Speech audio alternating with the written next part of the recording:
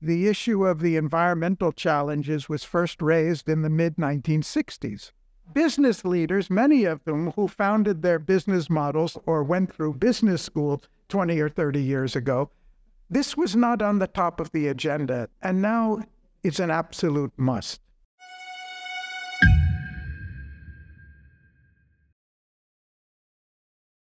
I lead an organization founded in 1960 by very eminent scientists like Albert Einstein, Robert Oppenheimer. In the middle of World War II, when scientists were asked to produce a nuclear weapon to defend against the Axis powers, science jumped into the fray to save the world and to save their countries. It's hard to remember now, but science was really living in an ivory tower. We've had the influence of technology through the Industrial Revolution and all of the inventions of the early 20th century, but that was mainly the achievements of technology. Fundamental science, original basic research resulting in dramatic changes, was really something of the last half of the 20th century. And so scientists hadn't been used to being right in the center of the political fray. I think there's a parallel with what business is going through today. Business has been the driver of phenomenal achievements in the world over the last 2 centuries. They were producing more food.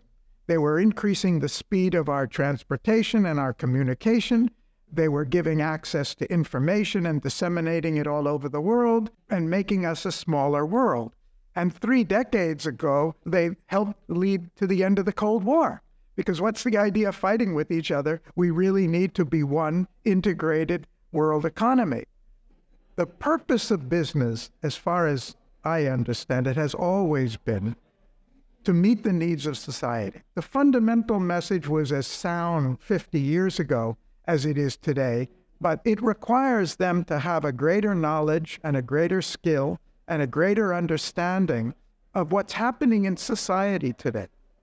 The only answer to sustaining the progress that we have is we're going to have to do a better job and a more efficient job of meeting the needs of all humanity. Otherwise, the race for resources and the political tensions between nations is only going to increase. And we've got that polarization all over. We see it between the traditional thinking in business. Well, I've done it this way for 20, 30 years and it worked fine. And why can't I just continue? Not realizing we're not in the same world today. The growth of a business is like a wave. If you're too far out in front, you get buried by the wave. If you're too slow in adapting, you get like a surfer, you get completely left behind. But if you position yourself rightly, you fly with the momentum of the wave into the future. And the companies we see today who are really thriving are companies that did that.